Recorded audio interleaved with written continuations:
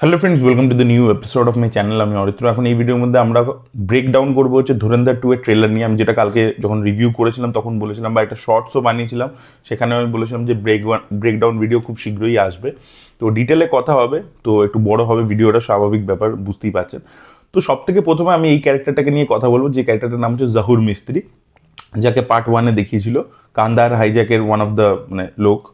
এবং এই লোকটা নিজে যখন এরা হাইজ্যাক করেছিল, এরা না বিভিন্ন হিন্দু নাম নিয়েছিল, নিজেদের অ্যাকচুয়াল নাম বলেনি। তো এই ক্যারেক্টারটা নিজের নাম বলেছিল ভোলা বলে, ঠিক আছে? সেই ব্যাপারটা আপনারা অনুভব সিনহার শোটাতে দেখতে পাবেন। আর লোকটার অ্যাকচুয়াল নাম হচ্ছে জাহুর মিস্ত্রি এবং এলিয়াস নেম নিয়েছিল ভোলা হাইজ্যাকিংয়ের সময়।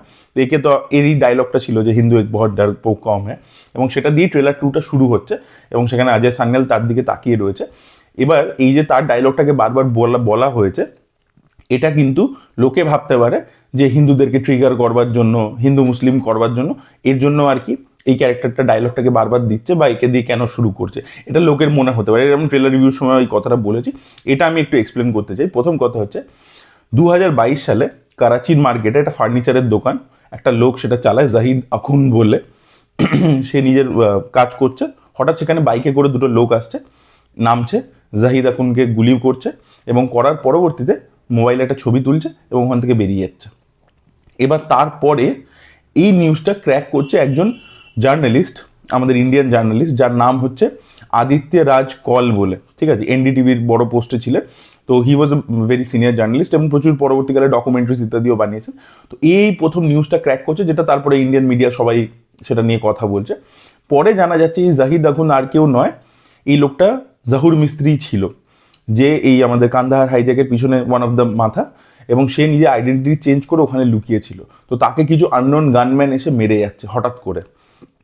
এবার এইখান থেকেই এই ভদ্রলোক যে আদিত্য কল, সেই আদিত্যরাজ কল কিন্তু ব্যাক ট্রেস করতে শুরু করছেন এবং তিনি মনে করছেন, তিনি রিসার্চ করে ইত্যাদি করে বার করছেন যে ব্যাপারটা হচ্ছে অজিত দোভাল ব্যাপারটাকে খুব সিরিয়াসলি নিয়েছিল। যখন সে এরকম সিচুয়েশন এসে গেছিল, সে ভেবেছিল যে ভাই আমরা হাইজ্যাকিংটা আর কিছুদিন হলে, যেখান থেকে ধুরন্ধর 1 শুরু হয়, যে আরেকটু আমাকে টাইম দিন, আমি কোনো টেররিস্টকে না ছেড়েই ব্যাপারটাকে সলভ করে দেবো।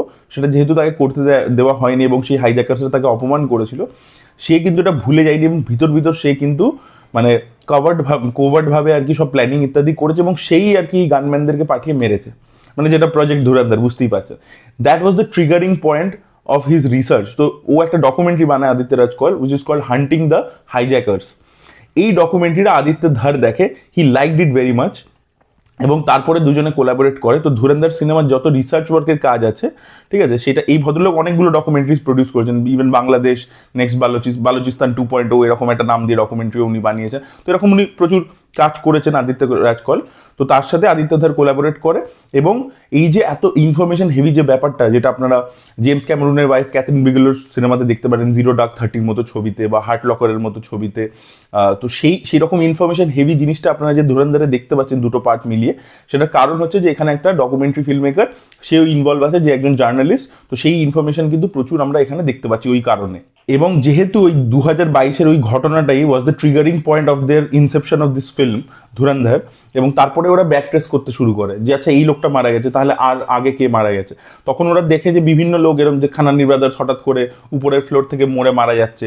একটা খানানি ব্রাদার্সে দুজন ছিল, একজন ধরা পড়েছিল বাইরে অ্যাব্রডে, আর একজন আর কি হঠাৎ করে উপর, ওরা যেখানে আর কি নোট ছাপতো সেই কারখানার মধ্যে উপর থেকে হঠাৎ করে পড়ে গিয়ে মারা যাচ্ছে, ঠিক আছে? তো এই ধরনের ঘটনা ঘটছে। তখন ওরা ব্যাক ট্রেস করে এই যে যতগুলো ঘটনা আছে এগুলোকে জুড়তে শুরু করে, এবং সেখান থেকে ওরা বিভিন্ন আর কি এই গল্পটাকে বুনতে শুরু করে, যেটা ধুরন্ধর আর কি, যেটা হচ্ছে আননোন গানম্যান যারা পাকিস্তানের মধ্যে কাজ করছে এবং ইন্ডিয়ার যারা থ্রেট, ইন্ডিয়ার মধ্যে যারা বিভিন্নভাবে কোনো রকম টেরর অ্যাটাক্স ইত্যাদি করেছে তাদেরকে এলিমিনেট করছে। তো সেই ব্যাপারটা তখনই আর কি এই আইডিয়াটা উঠে আসে। তো অজিত দোভালের প্রজেক্ট, যদি অ্যাকচুয়ালি উনি আননোন গানম্যানদের এই কোনো প্রজেক্ট শুরু করে থাকেন, সেটার স্টার্টিং পয়েন্ট, ট্রিগারিং পয়েন্ট ওয়াজ কান্দাহার হাইজ্যাক। সেমভাবে সিনেমার মধ্যে অজয় সান্যালের ট্রিগারিং পয়েন্ট ওইটা, তাই জন্য জাহুর মিস্ত্রির ওই ডায়লগটা দিয়েই শুরু করছে ট্রেলারটাকে, এমনি কিন্তু রাখেনি। যেহেতু এখান থেকে আদিত্যদের নিজের ছবির জার্নিটা শুরু করেছিল, এবং যেহেতু এখান থেকে সিনেমারও ঘটনাটা শুরু হয়েছিল, ধুরন্ধর 1 কিন্তু শুরু হয় কান্দাহার হাইজ্যাক দিয়ে, তো সেই জন্য কিন্তু এই ক্যারেক্টারটাকে রাখা হয়েছে, এমনি কিন্তু রাখা হয়নি, ঠিক আছে? কাউকে ট্রিগার করবার জন্য কিন্তু ডায়লগটাকে যে দুবার করে বলছে ওটা কিন্তু সেই কারণে নয়। এবং তারপরে আপনারা যদি অজয় সান্যালের মুখটা দেখেন, সে যেভাবে তাকিয়ে রয়েছে এবং তারপরেই আমরা দেখছি হামজা মারছিল যখন, যেটা ফার্স্ট পার্টের এন্ডে যেভাবে হামজা মারছিল ওই শটটাকে রেখেছে। তো অজয় সান্যাল অ্যাকচুয়ালি ওইখানেই জাহুর মিস্ত্রিকে জবাব দেবে ভেবেছিল মাথায় মাথায়। ও যে মাথায় যে ওর ভায়োলেন্সটা ছিল সেটাই কিন্তু রণবীর সিং প্রজেক্ট করেছে, অ্যাকচুয়ালিতে করেছে, এক্সিকিউট করেছে ব্যাপারটাকে, ঠিক আছে। তো এবার আপনারা ধুরন্ধর 1-এর ট্রেলারে ফিরে যান। ধুরন্ধর 1-এর ট্রেলারে একে কি বলা হয়েছে, আমাদের মাধবনের ক্যারেক্টারটা দেখবেন প্রত্যেকটা ক্যারেক্টার করে নাম দেওয়া হয়েছিল। একে দিয়েছিল হচ্ছে রেহমান ডাকাতকে দিয়েছিল অ্যাপেক্স প্রেডিটর, একে দিয়েছিল র্যাথ অফ গড রণবীর সিংকে, একে দিয়েছিল চ্যারিয়েটার অফ কর্মা। চ্যারিয়েটার অফ কর্মা মানে কি? শ্রীকৃষ্ণ। তো আপনারা যদি মহাভারতের যুদ্ধে ফেরত যান, শ্রীকৃষ্ণ অর্জুনকে গাইড করছে। অর্জুন অ্যাকচুয়ালি তীরটা চালাচ্ছে, কিন্তু শ্রীকৃষ্ণ তার সারথি তাকে গাইড করছে, তাকে বোঝাচ্ছে। এবং এই ট্রেলারের মধ্যে একটা শট আছে, দেখবেন জাসকিরাত সিং আগে উঠে দাঁড়াচ্ছে এবং পিছনে একটা আগুনের রকম চক্রর মতো ঘুরছে। ওটা কিন্তু ডিনোট করছে যে ওর পিছনে শ্রীকৃষ্ণ রয়েছে, মানে যেটা মাধবন এবং এ অর্জুন। এবং এই যে ধুরন্ধরের যে ট্রেনিং মন্টাজেসগুলো দেখতে পাচ্ছেন, যে এই যে প্রোগ্রামটা যখন হয়েছে যেখানে জাসকিরাতকে ওরা ট্রেন করেছে, ঠিক আছে, ওকে বুঝিয়েছে, সেই সময় কিন্তু ওদের মধ্যে একটা শ্রীকৃষ্ণ এবং অর্জুনের মধ্যে যে বন্ডিংটা, ও যেরকমভাবে ওকে ভগবত গীতাটা বলেছিল, ওকে বাণীটা দিয়েছিল অর্জুনকে শ্রীকৃষ্ণ, সেমভাবে কিন্তু এই যে মাধবনের ক্যারেক্টারটা অজয় সান্যাল, সে কিন্তু জাসকিরাতকে ওটাই বোঝাবে যে হসলা ইন্ধন বদলা। ওটা হচ্ছে ওর ট্রিগারিং পয়েন্ট। যেরকম আপনারা দেখবেন উইন্টার সোলজারে ছিল না, যে একটা সিভিল ওয়ারের ক্ষেত্রে ছিল যে একটা পার্টিকুলার ওয়ার্ড বললেই এই বাকি ট্রিগার হয়ে যায়। ওই একটা কথা, ওই কথাটাই হচ্ছে ওর মানে ইউএসপি, মানে ওটা বললে মানে ওই জন্যই ও কানেক্টেড আছে। ওকে বুঝিয়েছে যে ভাই তোমার ফ্যামিলি তুমি খালিস্তানিদের জন্য হারিয়েছো, তার পিছনেও কিন্তু পাকিস্তানেরই মদত ছিল। তো তোমার সাথে যেটা হয়েছে, তুমি আজকে এই যে মনস্টার হয়ে গেছো, তার পিছনেও পাকিস্তান রয়েছে। এবং তার মানে তুমি কি গিয়ে পাকিস্তানে, যাতে তোমার মতো আরও কারোর সাথে না হয়, যেন তুমি পাকিস্তানে গিয়ে কি তাদের বিরুদ্ধে লড়বে, সেইটাই কিন্তু তার ওর মোটিভেটিং ফ্যাক্টর। নাহলে হামজার কিন্তু প্রচুর চান্সেস রয়েছে যে সে একটা গ্যাংয়ের মধ্যে ইনফিলট্রেট করছে, এত রাইজ অফ দ্য ল্যাডার করছে, এত টাকা পাচ্ছে, এত পাওয়ার পাচ্ছে, তারপরেও সে করাপ্ট হচ্ছে না। স্লিপিং ডগস বলে গেমটা নিয়ে আমি এক্সাম্পল দিয়েছিলাম, যে স্লিপিং ডগসও একজন আন্ডারকভার পুলিশ অফিসার একটা গ্যাংয়ে ইনফিলট্রেট করছে, বাট পরে ও বুঝতে পারছে না যে আমি এদেরকে বিট্রে করবো কি করবো না। সেই যে ব্যাপারটা, সেই যে ডাইকটমিটাতে ভুগছে, সেই ব্যাপারটা কিন্তু হামজার হতে পারে। কিন্তু তাও হামজার কাছে কান্ট্রি ফার্স্ট কেন, ঠিক আছে, why he is manipulative, he is ready to kill anybody. ওর কিন্তু ফার্স্ট পার্টে রেহমান ডাকাতের সাথে ভালো একটা সম্পর্ক তৈরি হয়ে গেছিল। ও কিন্তু প্রথমেই রেহমানকে মারতে চায়নি, ওই জন্য দেখবেন লাস্টের পার্টিকুলার চ্যাপ্টারটার নাম দিয়েছে একটু ব্রুটাস, কারণ ও রেহমানকে ব্যাকস্ট্যাপ করছে।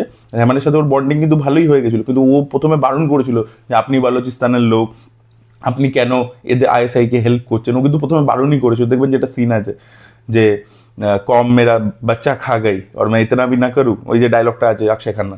তো ও বেসিক্যালি মানে ও যে কোনো লোককে এলিমিনেট করতে পারে। এবং সেই জন্য আমি দেখবেন যে শর্টসটাও বানিয়েছিলাম যে ইয়ালিনাকে, মানে যেটা সারা অর্জুন যে ক্যারেক্টারটা প্লে করছে ওর ওয়াইফ, তাকে ও নিজের হাতেই মারবে, দেখবেন নিজের হাতেই মারবে। মানে ওর যদি দরকার পড়ে, ও যাতে মানে কাভারটা ব্লো আপ না হয়ে যায়, তাই জন্য ও কিন্তু নিজের ওয়াইফকে অবধি মেরে ফেলতে পারে। যার সামনে ও একমাত্র ভালনারেবল হয়েছে, ওর ইমোশনাল সাইডটা ওর ওয়াইফই জানে, তাকেও কিন্তু ও নিজের হাতে মেরে ফেলতে পারে জাসকিরাত যে কোনো সময়, বিকজ ওর ট্রেনিংটাই কিন্তু এরকম হয়েছে। বোঝাতে পারছি? যাই হোক, এটা তো নিয়ে কথা হলো। এবার আমরা কথা বলবো যে ইলিয়াস কাশ্মীরিকে নিয়ে, মানে মেজর ইকবাল, যে এই ছবির অ্যান্টাগনিস্ট হতে চলেছে, যেটা হচ্ছে অর্জুন রামপালের চরিত্রটা। এবার অর্জুন রামপাল এবারে কিন্তু একটা মেজর ক্যারেক্টার হবে। এবার আপনারা প্রত্যেকে জানেন যে এই মেজর ইকবাল বলা হচ্ছে যে মেজর ইকবাল অ্যাকচুয়ালি একটা এলিয়াস নেম আর কি। এবং ডেভিড কোলম্যান হেডলির যে হ্যান্ডলার ছিল, যার সাথে ও ইমেল এক্সচেঞ্জ করতো, যে ওকে গাইড করতো, ওর আইএসআই যে হ্যান্ডলার ছিল, তার নাম ছিল মেজর ইকবাল। বাট সেই লোকটা কে এক্স্যাক্টলি তার কোনো মানে পাওয়া যায়নি, ও এলিয়াস নেম ব্যবহার করতো। বাট এই যে রামপালের যে চরিত্রটা, অর্জুন রামপাল যে ক্যারেক্টারটা প্লে করছে, তার যে লুক থেকে শুরু করে সেটা অনেকটা ইলিয়াস কাশ্মীরের ওপর বেস করে বানিয়েছে। মানে ইলিয়াস কাশ্মীরি আর মেজর ইকবালের দুটো ককটেল করে ওরকমভাবে বানিয়েছে, নাম দিয়েছে মেজর ইকবাল বলে। অনেক থিওরি এরকম আছে যে মেজর ইকবাল অ্যাকচুয়ালি ইলিয়াস কাশ্মীরি ছিল, এবং সেটাকেই ও ফলো করেছে। এবং আপনারা জানেন যেখানে প্রচুর বিভিন্ন ইনসিডেন্টকে জুড়ে ফিকশনাল গল্প বলা হয়েছে। এবার এই ইলিয়াস কাশ্মীরি যখন এন্ট্রিটা হচ্ছে, মানে মেজর ইকবালের এন্ট্রি হচ্ছে সিনেমার ট্রেলারের মধ্যে, তো অর্জুন রামপাল একেবারে বলছে যে পারভেজ মুশারফের টেবিলে আমি একজন ইন্ডিয়ানের গলা কেটে রেখেছিলাম, ঠিক আছে, তো এরবার নেক্সট টাইমও আরেকজন ইন্ডিয়ানকে আমি মারবো। তো ও হয়তো জাসকিরাতের ব্যাপারে জেনে যাচ্ছে একটা পয়েন্ট, এবং সেটা আপনারা ট্রেলার দেখে এবং ফার্স্ট পার্টের ট্রেলার দেখে বুঝেছিলেন যে ফাইনালি ও আর কি একে ধরেও ফেলেছিল, রণবীর সিংকে ধরেও ফেলেছিল, ওর সাথে অ্যাকশন ইত্যাদি হবে, সেটার বিভিন্ন গ্লিমসেস এই ট্রেলারের মধ্যেই আমরা দেখতে পাই। যাই হোক, ইলিয়াস কাশ্মীরি 2000 সালে কি করেছিল, হঠাৎ করে এলওসি ক্রস করে এপারে আসে এবং সেখানে মারাঠার একটা রেজিমেন্ট পোস্টেড ছিল, তাদের 7 জন সোলজারকে মেরে ফেলে এবং একজন সোলজারকে বিহেড করে তার মাথাটা নিয়ে গেছিলো এলওসি ক্রস করে ওপারে পাকিস্তানে। এবং সেখানে এটাকে প্রচুর সেলিব্রেট করা হয়। কত জঘন্য একটা দেশ ভাবুন, মিডিয়া থেকে শুরু করে এটা সবাই সেলিব্রেট করে, এবং ও পারভেজ মুশারফকে গিয়ে ওটা গিফট করে। পারভেজ মুশারফ ওকে 1 লাখ টাকা একটা প্রাইজও দিয়েছিল। এগুলো সব অ্যাভেলেবেল রয়েছে, এমনি কোনো বানিয়ে বলছি না। এতটা জঘন্য একটা প্রাইম মিনিস্টার ভাবুন। কিন্তু এদের এটা অ্যাকচুয়ালি একটা রিয়েল ঘটনা আর কি, যেটা মেনশন আছে ট্রেলারের মধ্যে। এবার ব্যাপার হচ্ছে যে এদের আবার প্রবলেম কি, এরা কেউ কারণ নয়, বুঝতে পারলেন তো? আজকে যার হয়ে কাজ করছে কালকে তার সাথেই বাওয়াল হবে। যেটা হয়, যেটা হচ্ছে 2000 সালে ঘটে, তারপরে 2001 সালে হয় হচ্ছে 9/11 অ্যাটাক্স।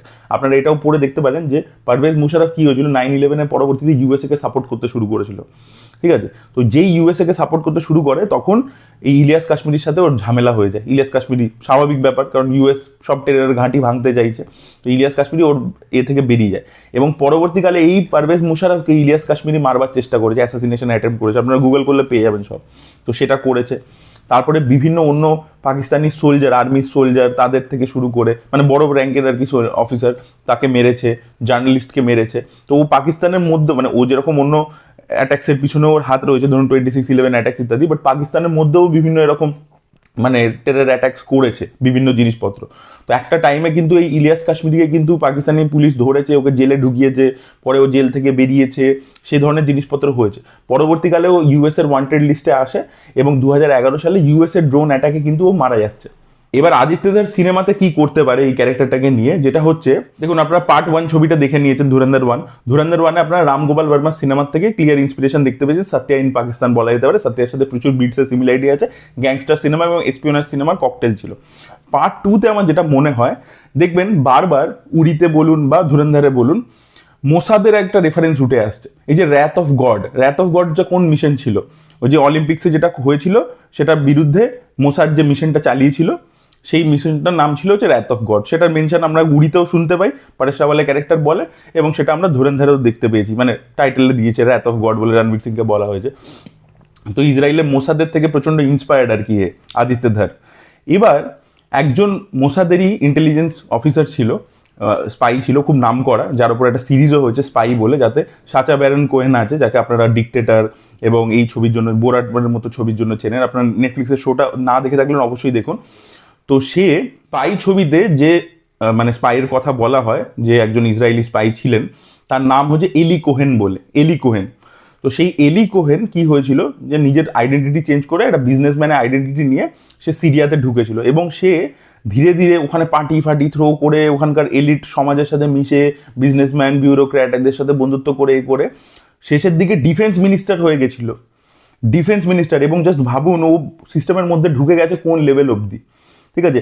যে অ্যাপ্রোচটা আপনারা দেখবেন, জন আব্রাহামেরও একটা ছবি এসেছিল, ছবিটা চলেনি একবারে, ছবিটার নাম ছিল রোমিও আকবর ওয়াল্টার। ওখানে দেখবেন RNAWর মাথা থাকে হচ্ছে জ্যাকি শ্রফ, এবং সে ভাবে যে পার্মানেন্টলি যদি পাকিস্তানের মধ্যে কোনো মোল প্লান্ট করতে হয়, সেটা ভাই হতে হবে সিস্টেমের ভিতরে, যে পলিটিক্স নেতা তাদের মাঝে বসে থাকবে, ঠিক আছে? তো সেইটা এই এলি কোহেনের থেকে ইন্সপায়ার্ড হয়ে করা। তো এলি কোহেন কিন্তু অ্যাকচুয়ালিতে করেছে, এবং সেখান থেকেই আদিত্যদের ইন্সপায়ার্ড। এবং সেই কারণে আমি যেটা বলছি যে হামজা পার্ট 2-তে খালি গ্যাং ওয়ার্সের মধ্যে ব্যাপারটা থাকবে না। ও কিন্তু এই যে একে ধরেছে, জামিল সাহেবকে ধরেছে, যে ক্যারেক্টারটা রাকেশ বেদি প্লে করছে, তো এই জামিল জামানিকে ধরে he will rise up to the political ladder also. তো কিন্তু খালি আপনারা এই যে 3 ঘন্টা 55 মিনিটের রান টাইমে কিন্তু খালি অ্যাকশন বা গ্যাং ওয়ার দেখতে পাবেন না, এবারে কিন্তু পলিটিক্যাল ড্রামাও ঢুকবে। এবং ও যেটা করবে, যে ও পাকিস্তানি আর্মিকে ইউজ করেই, আপনারা ট্রেলারের শর্ট দেখতে পাবেন যখন অর্জুন রামপালের সাথে ও লড়তে আছে, পাকিস্তানি আর্মি ওর সাথে রয়েছে, অ্যান্ড দে আর হেল্পিং হিম, ও কিন্তু হামজার সাথেই রয়েছে। তো যেটা হবে, যেটা আমার মনে হচ্ছে, যেহেতু আদিত্যধর এলি কোহেনের থেকে ইন্সপায়ার্ড, তাই জন্য হামজা এখানেও আর কি ওরকম সিস্টেমের মধ্যে ঢুকে যাবে, একদম পলিটিক্যাল পাওয়ার ইত্যাদি সব কিছু আর কি নিজের হাতে নিয়ে নেবে, ঠিক আছে? নেওয়ার পরবর্তীতে ও যেটা করবে, যে ভাই এবার আমি এদেরকে, এই যে খানানি ব্রাদার্স থেকে শুরু করে সাজিদ মির থেকে শুরু করে, এদের বিরুদ্ধে পাকিস্তানি গভর্নমেন্টকে, প্রথম কথা গভর্নমেন্টকে টপেল করবে। দেখবেন একটা শট আছে যেখানে জামিল এবার নওয়াজ শরীফের দিকে চলে গেছে, আগে কিন্তু অন্য পার্টিতে ছিল। তারপরে দেখবেন একটা শর্ট আছে ট্রেলারে, এই ট্রেলার মানে ধুরন্ধর 2 এর ট্রেলারে, যেখানে ওরা প্রচার করছে, এবং তারপরে সেখানে নওয়াজ শরীফের ছবি দেখতে পাবেন। তো নওয়াজ শরীফের দলের দিকে, মানে নওয়াজ শরীফ যাতে যেতে, সেইটা আর কি ব্যবস্থা করে দেবে, মানে আমাদের রণবীর সিং, হামজা ব্যবস্থা করে দেবে। এই নওয়াজ শরীফ চলে আসবে, তারপরে হামজা কিন্তু আরও মানে তার ক্লোজ হয়ে যাবে, এবং তারপরে কিন্তু সে পাকিস্তানি আর্মি এবং পাকিস্তানি তাই জন্য দেখবেন ডায়লগটা আছে যে পাকিস্তান কা মুস্তাকবিল মানে ডেস্টিনিটা এবার ইন্ডিয়া লিখবে। মানে ও সিস্টেমের মধ্যেই ঢুকে গেছে। যা যা ওখানকার গভর্নমেন্ট ডিসিশন নিচ্ছে ওটা অ্যাকচুয়ালি গভর্নমেন্ট ডিসিশন নিচ্ছে না, ওটা হামজাই তাকে দিয়ে নেওয়াচ্ছে, তার পিছনেও RNAW রয়েছে, ব্যাপারটা এরকম লেভেলে চলে যাবে আর কি। এবং সেখানে ও এই পাকিস্তানি আর্মিদেরকেই এদের পিছনে লাগিয়ে দিয়েছে যারা 26/11 অ্যাটাক্সে ছিল, এবং তাই জন্যই তারা ওকে হেল্প করছে। এবং ইলিয়াস কাশ্মীরি যেটা বললাম যে US এর ড্রোন অ্যাটাকে মারা যায়, তো একটা পয়েন্টে এরকম হবে যে হয়তো অর্জুন রামপাল একে ধরে নিয়েছে, আমাদের রণবীর সিংকে টর্চার করছে, মারছে, ধরছে, এবং সেই সময় আর কি ওখানে ড্রোন অ্যাটাক হয়েছে। ওই জন্য দেখবেন যেখানে অ্যাটাক মানে ওখানে অ্যাকশনটা হচ্ছে সেখানে যেন কোনো একটা বম টম এসে পড়েছে, তাই জন্য দেখবেন পুরো পুরো মানে পড়ে আছে, রুইন্স হয়ে গেছে, পুরো সিমেন্ট ফিমেন্ট ভেঙে পড়ে আছে, হামজা তার মধ্যে থেকে উঠছে, ওঠার চেষ্টা করছে, পড়ে যাচ্ছে, ওরকম সময় ড্রোন অ্যাটাকটাও হয়েছে। তাই জন্য দেখবেন ইলিয়াস কাশ্মীরি পালাচ্ছে গলি দিয়ে, সেখানে হামজার সাথে ওর মারামারি হচ্ছে বারবার, ঠিক আছে, মানে মেজর ইকবালের সাথে ওর ক্ল্যাশটা ওখানে হচ্ছে, এবং পালাতে পালাতে হয়তো ডক ইয়ার্ডে পৌঁছে যাবে। এবার যদি আপনার পার্ট 1-এর ট্রেলারটা দেখেন দেখবেন ডক ইয়ার্ডে গিয়ে মারছে লাস্টের অর্জুন রামপালকে, তো ও হয়তো পালাচ্ছে, he is on a run, ঠিক আছে। ওই অ্যাকশনটা একটা বড় লম্বা ব্লক হবে, যেটা প্রথমে অর্জুন রামপাল ওকে ধরবে, টর্চার করবে, তার পরবর্তীতে ড্রোন অ্যাটাক হবে, তারপরে ওখান থেকে পালাবে, তারপরে ও আর্মিদেরকে নিয়ে পিছনে যাবে, তারপরে ও পালাতে থাকবে, তারপর ফাইনালি গিয়ে ওকে ধরে মারবে। তো মেজর ইকবালকে মারাটা অতটা সোজা হবে না, বিকজ হি ইজ অলসো মানে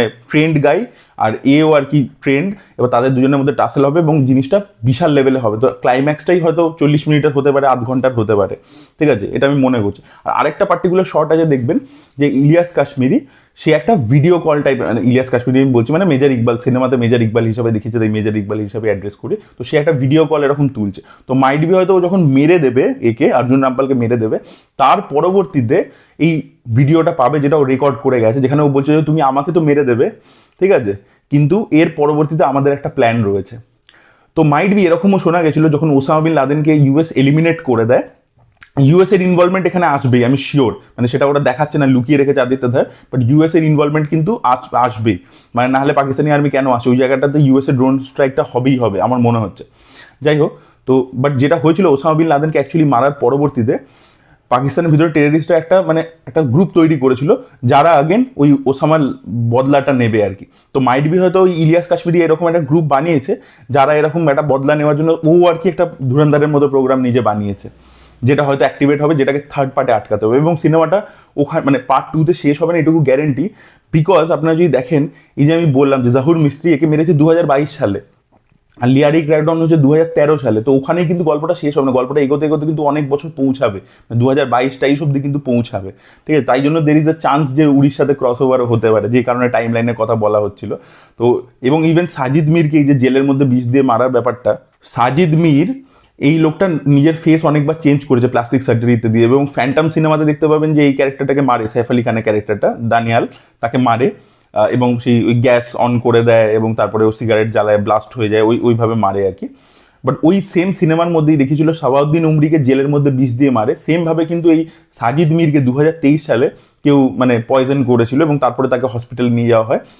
তো পার্ট 2-তে ব্যাপারটা শেষ হচ্ছে না, গল্পটা কিন্তু 2022-23 অব্দি আসবে আর কি। আর আরও একটা শটে কিন্তু যেখানে ওই বদলা বলে দেখবেন আসছে, ওখানে কিন্তু ও স্ট্যাব করছে যখন অর্জুন রামপালের সাথে মারামারি করতে যাচ্ছে, মাইট বি হয়তো ফিকশনালও হতে পারে, যে যেখানে ও সাজিদ মিরকে কিন্তু ছুরি মারছে, এটা আমরা ট্রেলারের মধ্যেই দেখে নিয়েছি। তো ওই যখন অর্জুন রামপালকে মারছে সেই স্পটটাতে অনেকগুলো লোককেই কিন্তু এলিমিনেট করছে, মানে 26/11 অ্যাটাক্সের পিছনে যারা যারা আছে তাদের মধ্যে অনেকজনকেই আর কি এলিমিনেট করছে। এবার যদি ধুরন্ধর 2-এ আমরা পুরো টাইম লাইনটাকে দেখতে থাকি যে কি এক্স্যাক্টলি হতে চলেছে, সবথেকে প্রথমে যে রেহমান বালোচ মারা গেছে, এবার আরশাদ পাপ্পু নিজের গ্যাং নিয়ে প্রথমে দাঙ্গা শুরু করবে এবং রেহমানের জায়গাটাকে টেক ওভার করে নেবে। তারপরে যেটা হবে যে রণবীর সিং, আরশাদ পাপ্পু গ্যাংয়ের মধ্যে অলরেডি ওর লোক প্লান্টেড আছে, আপনারা জানেন, সেটা পার্ট 1-এ দেখে নিয়েছেন। তো তাকে ইউজ করে আরশাদ পাপ্পুকে মারবে, ঠিক আছে, এবং আরশাদ পাপ্পুর মাথা কেটে তো উজের বালোচ ফুটবল খেলেছিল, সেই শটটা রেখেছে ট্রেলারে। তো পার্ট 2-তে প্রচুর গোর থাকতে চলেছে, তো সেই শটটাও আমরা দেখতে পাবো। তো ওরা আরশাদ পাপ্পুকে রিপ্লেস করে পুরো লিয়ারির কিং হয়ে গেল। হয়ে যাওয়ার পরবর্তীতে এবার যেটা হবে যে এখানে সঞ্জয় দত্তের যে ক্যারেক্টারটা, সঞ্জয় দত্ত এদেরকে পছন্দ করে না, মানে বালোচিদেরকে অ্যাকচুয়ালি পছন্দ করে না। ও রেহমানকে এলিমিনেট করবে বলে রণবীর সিংকে হেল্প করেছিল, বাট অ্যাকচুয়ালিতে কিন্তু হি ইজ নট ইন্টারেস্টেড, ঠিক আছে, and he is also not a good person, ও বারে সাহেবের পেরোলেই আছে। এবার যেটা হবে যে ও হয়তো ইভেন ধুরন্ধর 2-এর ট্রেলারটা এন্ড হচ্ছে কি করে, যে একজন বড় মন্ত্রীকে এই যে ফুটেজটা আরশাদ পাপ্পুর সাথে ডিলিংটা হয়েছিল জামানির, সেটা কিন্তু দেখিয়ে দিচ্ছে, সঞ্জয় দত্ত দেখিয়ে দিচ্ছে, এবং সেখানে আর কি জামিলকে ডেকে পাঠিয়েছে যেখান দিয়ে ট্রেলারটা শেষ হয়। তো ও হয়তো এরকমভাবে পলিটিশিয়ানটাকে বলে দেবে যে এই হচ্ছে লিয়ারির মধ্যে, ঠিক আছে, ও বলে দেবে। এবং তারপরে হয়তো ওই পলিটিশিয়ানটা ওকে গো হেড দেবে যে ভাই তুই ক্র্যাকডাউন কর, এই হামজা আর উজের যারা বসে আছে এদের গ্যাংদেরকে শেষ কর, লিয়ারি আমার ক্লিন চাই। সেখানে এই ক্র্যাকডাউনটা শুরু হবে, পুলিশ অ্যাটাক করবে, অ্যাকশন হবে।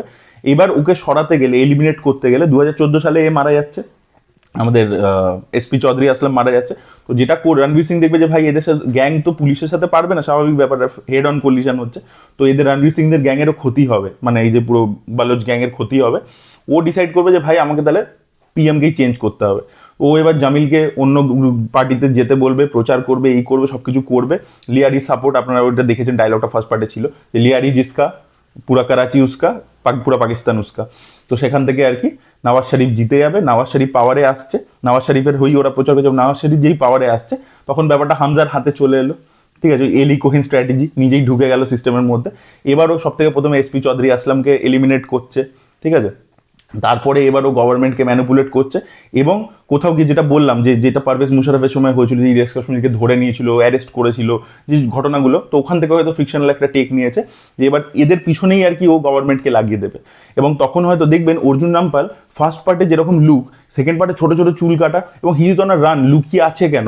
আগের বার তো দেখাচ্ছে যে আইএসআই এর পাকিস্তানি আর্মির একদম খুব ক্লোজ আর কি ভাবে কাজ করছে এবং একদম রাজার মতো থাকে, সে হঠাৎ এরকম লুকিয়ে লুকিয়ে পালাচ্ছেই বা কেন? যেহেতু গভর্নমেন্ট ওর অ্যান্টি হয়ে গেছে, ঠিক আছে, পুলিশ ওকে খুঁজছে, আর্মি ওকে খুঁজছে, তো সেখান থেকে ওরা সব হাইড আউটে চলে যাবে। এবং এবার এটা একদিনে তো হবে না, দেখবেন ধুরন্ধরের মাঝেও অনেকটা সময় সময় দিয়ে দেখায়, তো এই গল্পটা এগোতে থাকবে 2013 পরবর্তীতে। এবং তখন ফাইনালি একটা হয়তো মোমেন্ট আসবে যেখানে হয়তো অর্জুন রামপাল জেনে যাবে যে রণবীর সিং এজেন্ট, তা হয়তো গৌরবকে, ওই গৌরব গেরার যে ক্যারেক্টারটা আছে আলিম ভাই, তাকে আর কি ধরবে, তাকে টর্চার করবে, রণবীর সিংকে নিয়ে আসবে, রণবীর সিংকে টর্চার করবে। সেই সময় ইউএসএ ড্রোন স্ট্রাইক হচ্ছে, পাকিস্তানি আর্মিও অ্যাটাক করছে, সবকিছু একসাথে হচ্ছে, সেখান থেকে মেজর ইকবাল পালাচ্ছে, ওকে ফাইনালি ট্র্যাক ডাউন করে হামজা মারছে। এর মাঝে যেটা হবে যে জামিলকেও কিন্তু একটা পয়েন্টে ও এলিমিনেট করতে পারে আর কি, যখন ওর কাজ শেষ, যে ভাই আমার ওকে দরকার ছিল অ্যাজ এ ল্যাডার, যাতে আমি নওয়াজ শরীফের কাছে পৌঁছাতে পারি। তারপর যখন ইট ইজ অলরেডি ডান, তো তখন কিন্তু আমি জামিলকেও এলিমিনেট করতে পারি, যে কারণে হয়তো জামিলকে মাইট বি এলিমিনেট করবে, তাই জন্য এলিনা বুঝতে পারবে, এলিনা তখন ওর দিকে বন্দুক তাক করবে, হয়তো এলিনাকেও আর কি এলিমিনেট করতে পারে, সেটার একটা পসিবিলিটি আছে।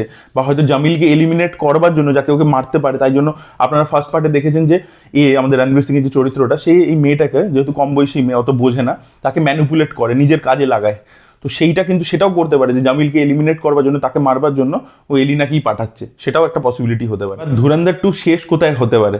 একটা তো হতে পারে যে ও মেজর ইকবালকে মেরে দিল, থ্রেট শেষ করে দিল, তারপরে মেজর ইকবালের ভিডিওটা আসছে যে ভাই তুমি আমাকে মেরে থাকতে পারো, বাট আমারও কিন্তু ধুরন্ধরের মতো একটা স্কোয়াড আমি তৈরি করেছি যারা কিন্তু এরপরে অ্যাটাক্স করবে, সেইভাবে এন্ড হতে পারে একটা।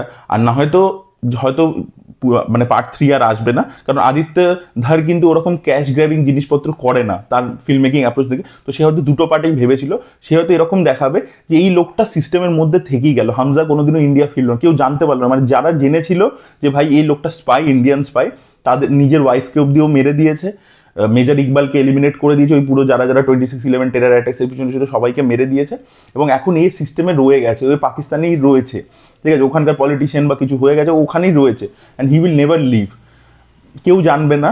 আর মাধবন এই মিশনটা চালিয়েই যাবে, ঠিক আছে, ওই যে পাকিস্তান কা মুস্তাকবিল আবি হিন্দুস্তান লিখেগা, ঠিক আছে, এবার থেকে যা পাকিস্তান ডিসিশন নেবে হামজা সেটাকে কিছু না কিছুভাবে ইনফ্লুয়েন্স করবে, and he will be inside the system, এতটাই ভিতর অব্দি ঢুকে গেছে রক্ত বীজের মতো। তো সেই ব্যাপারটাই আর কি, সেইভাবেই আর কি ধুরন্ধর 2 হয়তো এন্ড হতে পারে, যে দিস উইল গো অন, মানে এটা শেষ হবে না এত সহজে, আমরা এত সহজে ছেড়ে দেবো না। আর এছাড়া মাধবনের একটা শর্ট নিয়ে আমি কথা বলবো। মাধবনকে আমরা দেখতে পাচ্ছি যে সে একটা কোনো ফরেন কান্ট্রিতে রয়েছে, ঠিক আছে, দাঁড়িয়ে রয়েছে, পিছনে যে আপনারা বিল্ডিংস ইত্যাদিগুলো দেখেন সেখানে বুঝতে পারেন যে ফরেন কান্ট্রি এটা। এবার আপনারা দেখবেন যে এখানে ধুরন্ধর 1-এও আর কি দেখিয়েছিল যে দুবাইতে আর কি ডিলিংস ইত্যাদি হচ্ছে, প্লেটসগুলো যখন বিক্রি করে দেওয়ার ব্যাপারটা আসে, সেখানে আর কি ওই যে ডেলারিউ কোম্পানিটার ব্যাপারে, সেটা নিয়ে আমরা আলাদা ভিডিওতে কথা বলেছি, আপনারা ধুরন্ধর 1 দেখেছেন, এটার ব্যাপারে নিশ্চয়ই জানেন। তো সেই ডেলারিউর কথা বলা হচ্ছে, তো সেই পুরো ডিলিংটা বাইরে হয়েছিল, ইন্টারন্যাশনালি হয়েছিল। এবার মাধবনের দেখবেন এই যে ধুরন্ধর প্রোগ্রাম আছে, তার মধ্যে একটা পয়েন্ট ছিল যে ও কিন্তু ফাইন্যান্সিয়ালি পাকিস্তানকে ব্যাংকরাপ্ট করাতে চাইছে। দেখবেন ও যখন প্রপোজটা করে 3-4টে আইডিয়া বলে যে मिडिल ईस्ट के साथ दोस्ती करने में वक्त लगेगा, पाकिस्तान को फाइनेंशियली बैंकरप्ट करने में टाइम लगेगा, और तीसरा आइडिया सबसे अच्छा है धुरंधर। সেখান থেকেই শুরু হয় ব্যাপারটা, আপনার মনে আছে নিশ্চয়ই ফার্স্ট পার্টের আর কি ডায়লগ। তো সেখানে ওই যে ফাইন্যান্সিয়ালি ব্যাংকরাপ্ট করার যে ব্যাপারটা, সেটা কিন্তু ও বাইরে থেকে গিয়ে করছে, ঠিক আছে। এই যে খানানি ব্রাদার্স হচ্ছে যেহেতু টেররিস্টদেরকে জালি নোট মানে তৈরি করে করে সেটার থেকে সাপ্লাইটা দেয়, টাকা পয়সার সাপোর্টটা তারাই প্রোভাইড করে। তো তাদেরকে একজন যেহেতু ইন্টারন্যাশনালি ধরা পড়ছে, তো হয়তো তাকে ওই ইন্টারন্যাশনালি ধরার ব্যাপারটা, সেটার যে ডিপ্লোম্যাটিক যা বিউরোক্রেসির যে ব্যাপারগুলো আছে সেগুলো হ্যান্ডেল করতে অজয় সান্যাল বাইরে আসে। এটা একটা হতে পারে, কারণ খানানি ব্রাদার্সের মধ্যে একজন আর কি বাইরে ধরা পড়েছিল, আর একজন তো যেটা বললাম। আর যে দেখবেন যেটা পোস্টার ছেড়েছিল না ধুরন্ধর 2 এর, যে ছাতের উপর দাঁড়িয়ে আছে ব্যাটম্যানের মধ্যে রণবীর সিং, ওটাই খানানিকেই হয়তো ফেলছে উপর থেকে, ছাদ থেকে, ওটা হতে পারে। যাই হোক, আর দ্বিতীয় কথা হচ্ছে আরেকটা হতে পারে যে হামজা যখন বিশাল বড় পলিটিশিয়ান হয়ে গেছে পাকিস্তানের ভিতরে ঢুকে, সিস্টেমের মধ্যে ঢুকে, এবং সেখানে যেটা হতে পারে যে ও এবার অজয় সান্যালের সাথেও দেখা করবে কোথায়, ঠিক আছে? তো সেটা হতে পারে যে ও বাইরে এসে ইন্টারন্যাশনালি দুবাইতে বা কোনো জায়গায় অন্য কোনো দেশও হতে পারে, দুবাই বলছি না, অন্য কোনো দেশও হতে পারে, সেখানে গিয়ে অজয় সান্যালের সাথে বহু বছর পরে দেখা করছে। যেখানে যেরকম আর কি ওই রোমিও আকবর ওয়াল্টারের ক্ষেত্রে বললাম যে জন আব্রাহামের সাথে একটা জ্যাকি শ্রফের একটা সামনাসামনি দেখা হয়, তো সেমভাবে আর কি এখানেও ওই দেখাটা ও করছে ওখানে, এবং সেখানেই হয়তো মাধবন বলছে যে এবার তুমি এই জায়গায় পৌঁছে গেছো, এবার তুমি এইগুলো করতে শুরু করো। সেটা একটা হতে পারে যে ওদের দুজনের মধ্যে দেখা হচ্ছে বা কিছু হচ্ছে। এবার রণবীর সিং এর দেখুন, এটা আমি পার্ট 1-এর রিভিউর সময়ও বলেছিলাম যে ওর ব্যাকগ্রাউন্ডটা হচ্ছে ও খালিস্তানি মুভমেন্টের থেকে আর কি, মানে ওর লাইফ এফেক্টেড হয়েছে, এবং সেই সময় আমার যেটা মনে হচ্ছে যে জাসকিরাত হয়তো নিজে আর্মি ট্রেনিং ইত্যাদি নিচ্ছিল, যে কারণে নালে যে ওয়েডিংটাতে ঢুকেও মারছে, দেখবেন একটা পুরো ওয়েডিংয়ের মধ্যে ঢুকেও ম্যাসাকার করছে, প্রচুর লোককে মারছে, যে কারণেও ফাঁসির শাস্তি হয়েছিল, যে কারণে ও জেলে ছিল, সেখান থেকে ওকে ধুরন্ধর প্রোগ্রামের জন্য তুলেছে। বাট আই থিঙ্ক ও নিজে আর্মি ট্রেনিং নিচ্ছিল সেই সময়, নাহলে যেভাবে ও মারছে, যেভাবে ও মেশিন গান চালাচ্ছে, সেগুলো নর্মাল কোনো লোক পারে না। হয়তো অলরেডি ও আর্মির ট্রেনিং ইত্যাদিতে ছিল, বাড়ি ফিরেছিল সেখান থেকে, এবং ফিরে দেখে যে ওর খালিস্তানি টেররিস্টরা ওর বাড়ির লোকেদেরকে মেরে দিয়েছে। সেখান থেকে ওই যে একটা শট আছে না ট্রেলারে, ও পুরো ওরকম ভয় পেয়ে আছে, ডিভাস্টেটেড হয়ে, তো হয়তো বাবা মার ডেড বডি ইত্যাদি দেখেছে, বা তাদেরকে ঝুলিয়ে দিয়েছে গাছে, এই ধরনের জিনিসপত্র, এগুলো তো আমরা দেখেছি। ও মানে ও গ্লিমসেস দেখতে পায় আর কি, ড্রিম সিকোয়েন্স দেখতে পায়। তো সেখান থেকে ও ডিসাইড করে যে ভাই যারা করেছে তাদেরকে পুরো শেষ করে দেবো, এবং ও পাঞ্জাবে ঢুকে ওই বিয়ে বাড়িটার মধ্যে ঢুকে সবাইকে মারে, এবং তারপরেই ওর শাস্তি হয়ে গেছে, এবং সেখান থেকেই ওকে তুলে ঠিকঠাক একটা ডিরেকশন দিয়েছে যে ভাই তোমার রাগটা আছে সেটাকে ঠিক দিকে চ্যানেলাইজ করো, ঠিক আছে? তো সেই ব্যাক স্টোরিটাও আমরা ও দেখতে পারবো জাসকিরাতে, এবং প্রেজেন্ট ডেতে হামজা কী কী করছে পাকিস্তানের মধ্যে, এবং এই দুটো জিনিসকেই খুব ডিটেলে দেখাবে। তো গল্পটা ওই 90s থেকে শুরু, খুব এক্সপান্সিভ একটা গল্প, এবং আপনারা দেখতেই পাচ্ছেন 2022-23 অব্দিও গল্পটা আসবে আর কি। তো সেখানেই মাইট বি শেষ হতে পারে। তো প্রায় 30 বছরের মতো গল্প আর কি, এবং দেখা যাক মানে কীরকম হয়। রিয়েল লুকিং ফরওয়ার্ড, খুব ভালোই হবে, এত ডিটেলিং রয়েছে, এত কিছু রয়েছে, এত দেখতেই পাচ্ছেন রিয়েল লাইফ, এবং যেহেতু একটা ডকুমেন্টারি অ্যাপ্রোচও সেখানে চলে আসছে, তো তাই জন্যই ওরকম একটা ক্যাথরিন বিগেলোর যে অ্যাপ্রোচ, যেটা 0-30 মতো আমেরিকান ফিল্মে আমরা দেখতে পাই, সেরকম একটা অ্যাপ্রোচ আমরা এখানে দেখতে পাচ্ছি ধুরন্ধরে ফাইনালি। এবং এবারে প্রচুর অ্যাকশন ইত্যাদি থাকবে, এবং ফার্স্ট পার্টে যেরকম আমরা অক্ষয় খান্নাকে সেলিব্রেট করেছিলাম দর্শকরা, এবারে কিন্তু সেটা রণবীর সিং হতে চলেছে। It's a Ranveer Singh show, because এখানে জাসকিরাতের পুরো দিকটা আমরা দেখতে পাবো, তার সাথে হামজার পুরো দিকটা, ওর ম্যানিপুলেশন ইত্যাদি। এবং হামজা দেখবেন প্রচণ্ড ম্যানিপুলেটিভ, এটা পার্ট 1-এর শেষে বোঝা গেছে যে ও যে কোনো টাইমে কিন্তু সুইচ করে যেতে পারে, কখন যে সত্যি কাঁদছে, কখন যে মিথ্যে করছে, কী করছে, মানে হি ইজ ভেরি ম্যানিপুলেটিভ। তো সেইটা এবার নেক্সট লেভেলে গিয়ে হবে, ঠিক আছে? এবং ও নওয়াজ শরীফের এই যে বললাম না যে ক্লোজ হয়ে যাবে, সেটাও কীভাবে হবে, ও বলবে যে দেখুন আমি বালুচিস্তানের প্রবলেমটা সলভ করেছি, বালুচিস্তানের এই পুরো ব্যাপারটাকে সলভ করছি, কারণ বালুচদের সাথে রেহমান বালুচ মরে যাওয়ার পরবর্তীতে সব থেকে ওই যে লোকটাকে যাকে দেখিয়েছে না ফার্স্ট পার্টে, যার থেকে রেহমান গিয়ে বারবার ওয়েপেন্স নিয়ে আসে, ওর সাথে সব থেকে ক্লোজ সম্পর্ক কার? এর, রণবীরের, তো মানে হামজার। তো এবার হামজা ওকে যদি গিয়ে বলে ভাই তুমি এখন অ্যাটাক ব্যাটাক করো না, ও বলবে, ও নওয়াজ শরীফকে বলবে যে ভাই আমি মিলিটেন্টদের যে অপারেশন আছে সেগুলো কমিয়ে দিতে পারবো, আমি ওটা, তো ও ক্লোজ হয়ে যাবে স্বাভাবিকভাবে। পিএম চাই যে ভাই ঝামেলা না হোক, মিলিটেন্ট গ্রুপরা অ্যাটাক না করুক, তো ভাই আমি ঠিক আছে তোমার কথা শুনবো, এইভাবেই ও ঢুকবে সিস্টেমের মধ্যে, বুঝতে পারেন? তো ওর কাছে প্রচুর কিন্তু অপশানস আছে, জামিল রয়েছে, তার থ্রু দিয়ে ক্লোজ যেতে পারে, বালুচিস্তানের ব্যাপারটা দেখিয়ে ও আরও ভরসা জিততে পারে, এবং তারপরে পাকিস্তানি আর্মি ওদেরকে ইউজ করে, এই ব্যাপারটা আমার হেভি লেগেছে যে এলি কোহেনের একটা অ্যাপ্রোচ, যে ভাই তাদেরকে ইউজ করেই ওদেরকে মারছে, কারণ নাহলে তো হামজা ওখান থেকে বেরোবে কী করে? যদি নর্মালি কোনো সিনেমা হতো যে ওরাই অপারেশন করছে, ওরাই ওখান থেকে পালাচ্ছে, এটা তো পসিবল নয়। ওটা তো একটা বিশাল বড় নেটওয়ার্ক, সেটাই তো দেখাচ্ছে যে যেখানে গ্যাংস্টার থেকে শুরু করে আর্মি থেকে শুরু করে সবাই, পলিটিশিয়ান সবাই ইনভলভ আছে। তো এই যে একটা কথা আছে না যে ওদের অস্ত্র নিয়ে ওদের ওপর চালাবো, ঠিক আছে? তো সেরকম ব্যাপারটা হচ্ছে আর কি, সেটা খুব আমার ইন্টারেস্টিং লেগেছে এই অ্যাসপেক্টটা। তো দেখা যাক আর কি ছবিটা কীরকম হয়, really looking forward, very excited. তো আপনারা কারা 18 তারিখে টিকিট কেটে ফেলেছেন অবশ্যই কমেন্টে লিখে জানান, এবং এই ব্রেকডাউনটা কীরকম লাগলো, আরও যদি আপনারা কিছু জিনিস অবজার্ভ করে থাকেন সেটাও কমেন্টে লিখে জানান। তো that was it guys, thank you so much, bye by.